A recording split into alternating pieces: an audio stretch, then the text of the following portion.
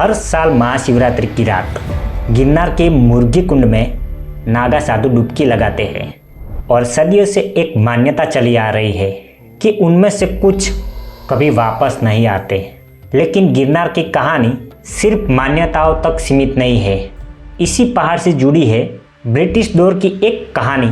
13 British soldiers, एक गुफा और उस रात आखिर क्या हुआ, ये आज भी गिरनार की सबसे बड़ी पहेली में से एक है।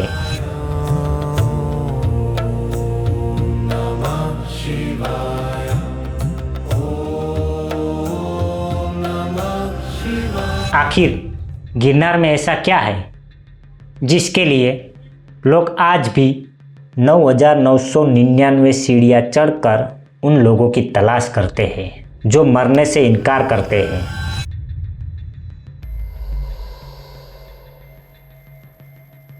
लेकिन इस रहस्य को समझाने से पहले एक बात साफ कर दूं, इस सफर में हम सिर्फ कहानियों पर भरोसा नहीं करेंगे, हिस्ट्री, रिकॉर्ड और साइंस तीनों को साथ लेकर चलेंगे।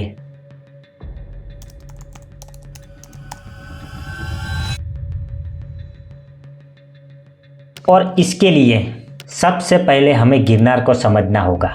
मैप पर देखो तो गिरनार यहाँ होना ही नहीं चाहिए।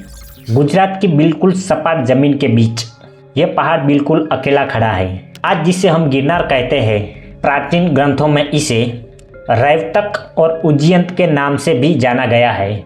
और सबसे हैरान करने वाली बात यह है कि यह पहाड़ हिमालय से भी पुराना है, एक एंशिएंट डेड वोल्केनो। लेकिन गिरनार को खास उसकी जियोलॉजी नहीं बनाती, बल्कि वो कहानियाँ बनाती है जो सदियों से इस पहाड़ से जुड़ी हुई है। ना ये एवरेस्ट है, ना K2, फिर भी 9,999 सीढ़ियाँ, लाखों लोग हर साल, आखिर क्यों? दरअसल गिरनार का रहस्य सिर्फ आम लोगों तक सीमित नहीं था। जब मैंने इसकी हिस्ट्री को समझना शुरू किया तो एक हैरान कर देने वाली बात सामने आई।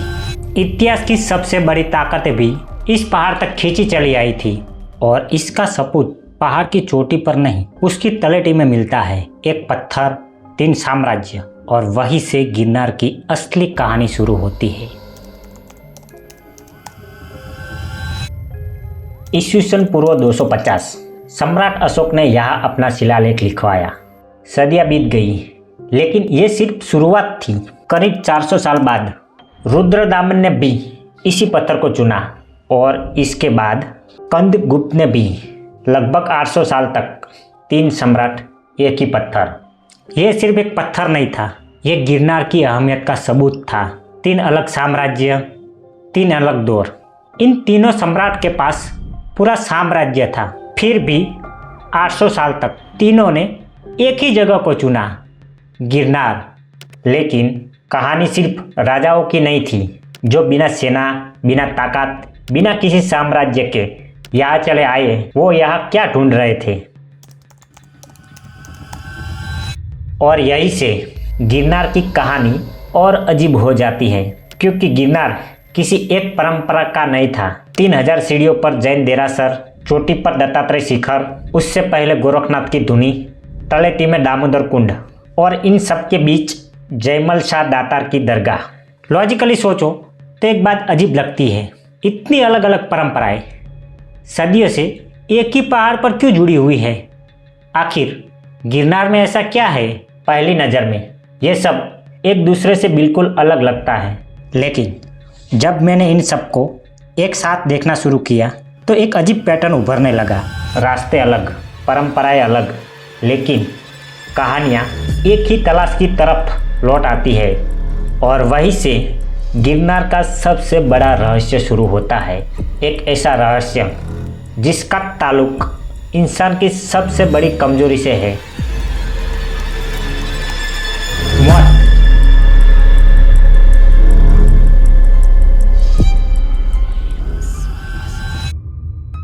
इंसान का सबसे बड़ा डर।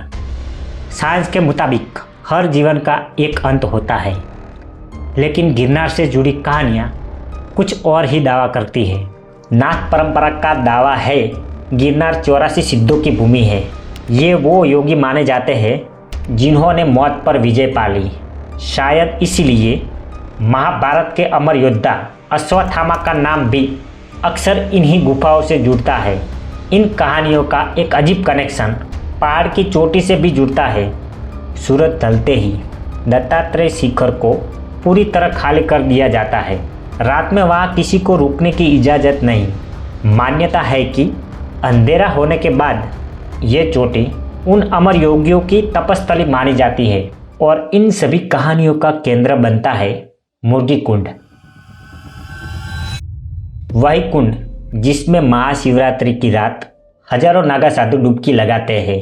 कहा जाता है कि इसके पानी के नीचे एक रहस्यमय गुफा है जिसका ताल्लुक उन अमर योगियों से जुड़ा जाता है जिन्होंने मौत को हरा दिया, और शायद इसीलिए सदियों से यहाँ एक ही तलाश चल रही है, अमर होने का रहस्य। हैरानी की बात यह है आज तक इसका कोई ठोस सबूत नहीं मिला, फिर भी यह कहानी सदियों से जिंदा है। यही तक मुझे भी लगा कि ये सिर्फ लोक कथाएं हैं। और फिर मेरी नज़र पड़ी ब्रिटिश दौर की एक ऐसी कहानी पर जिसे वेरीफाई करना जरूरी था। गिरनार से जुड़ी सबसे मशहूर कहानियों में से एक ब्रिटिश दौर से जुड़ी हुई है। दावा किया जाता है कि 13 ब्रिटिश सोल्जर्स एक गुफा में घुसे थे। कहानी के मुताबिक सिर्फ एक सोल्जर वापस लौटा। कहते हैं वो बुरी तरह डरा हुआ था, बाकी 12 का क्या हुआ किसी को पता नहीं। जब मैंने पहली बार ये कहानी सुनी तो मुझे लगा अगर वाकई 12 ब्रिटिश सोल्जर गायब हुए थे तो इसका रिकॉर्ड ज़रूर होगा, क्योंकि ब्रिटिश इंडिया में रेजिमेंट रिकॉर्ड होती थी, मूवमेंट रिकॉर्ड होते थे, कैजुअलिटीज़ रिकॉर्ड होती थी।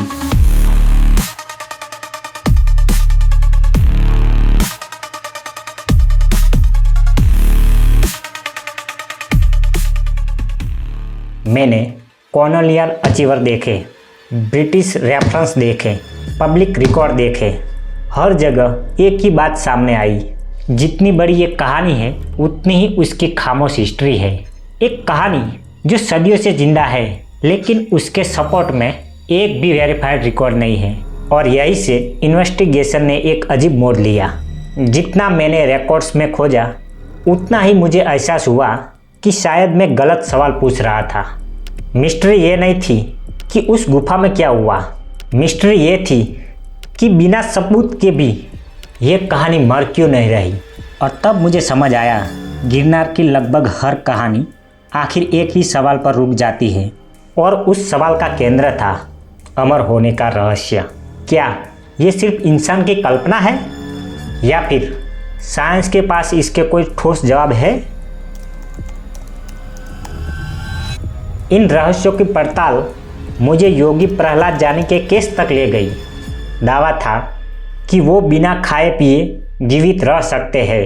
इसी दावे को परखने के लिए 10 दिन और बाद में 15 दिन तक उनकी मेडिकल मॉनिटरिंग की गई, लेकिन जितनी चर्चा इन ऑब्जर्वेशन की हुई उतने ही सवाल इस जात के तरीके पर भी उठे। दुनिया के दूसरे हिस्सों में भी साइंस को कुछ ऐसे योगी मिले जिन्होंने उनकी सोच को चैलेंज किया। हार्वर्ड की एक स्टडी में टिबेटियन टूमोमम का मेटाबॉलिज्म 64% तक गिरता हुआ रिकॉर्ड किया गया। साइंस ने इस बदलाव को रिकॉर्ड जरूर किया, लेकिन इसके पीछे का पूरा मैकेनिज्म आज भी रिसर्च का विषय है। लेकिन गिरनार का हर दावा सिर्फ शरीर से जुड़ा हुआ नहीं था, कुछ सवाल दिमाग से भी जुड़े हुए थे।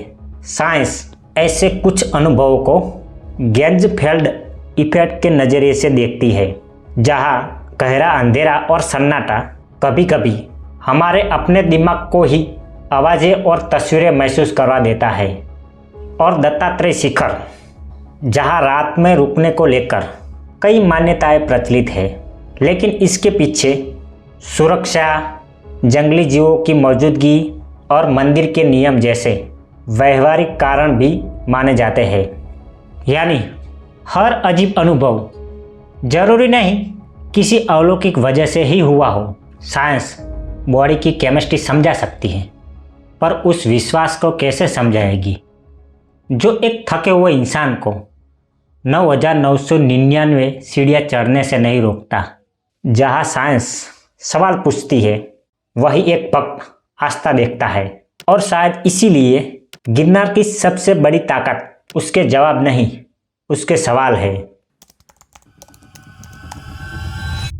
मैं गिरनार में अमर साधुओं को ढूंढने आया था, लेकिन मुझे जवाब से ज़्यादा सवाल मिले। 84 सिद्ध, अश्वत्थामा, मुर्गी कुंड, 13 ब्रिटिश सोल्जर्स।